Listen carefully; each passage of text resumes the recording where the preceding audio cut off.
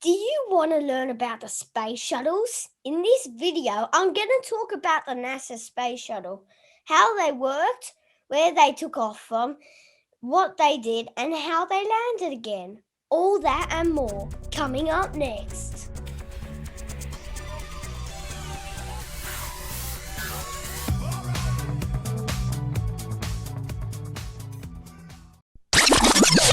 Hi, if we haven't met before, I'm Henry and this channel is all about space.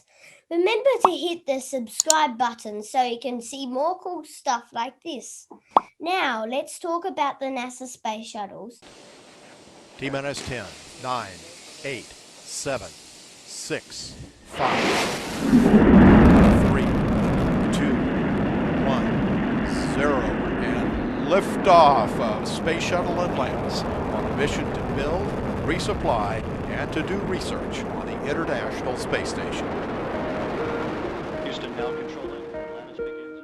135 space shuttle missions were flown between 1981 and 2011. They were all launched from the Kennedy Space Center in Florida, USA.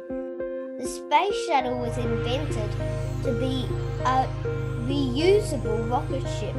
It had an external fuel tank and solid rocket boosters. It fell off just before it reached space.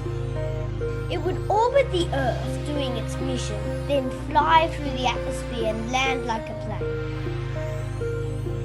The space shuttle had lots of different missions. One of its most important jobs was delivering the Hubble Space Telescope into orbit. The amazing orbiting telescope can see further into space than any other telescope can. The space shuttle also helped to build the International Space Station. The highest that the space shuttle ever reached was 560 kilometers, which is 350 miles, when it was fixing the Hubble Space Telescope. The space shuttle launch is very exciting. It takes a lot of energy to lift off. The shuttle's engines are lit with sparks. Then the solid rocket boosters are lit and liftoff happens. It's important to always count backwards to zero when a rocket ship is taking off. It makes it more exciting. When the space shuttle gets high enough and their fuel runs out, the solid rocket boosters fall off. This happens at around 45 kilometers high in the atmosphere. They fall back down under parachutes and land in the Atlantic Ocean to be recovered. At about 110 kilometers high, or 70 miles, the main engines would cut off and the external tank would drop off. It would keep rising up to around 210 kilometers or 130 miles high before it started to fall down again.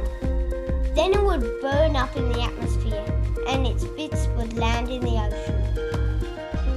The space shuttle would then orbit the Earth until it was ready to come down again.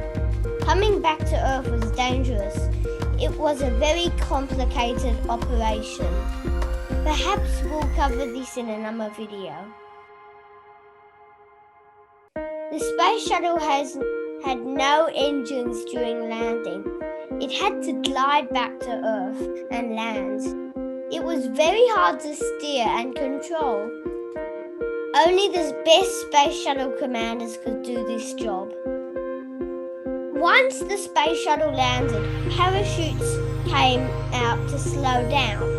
The space shuttle was then taken back to the Kennedy Space Center for its next mission. Hope you liked my video. Smash those subscribe buttons and see you next time.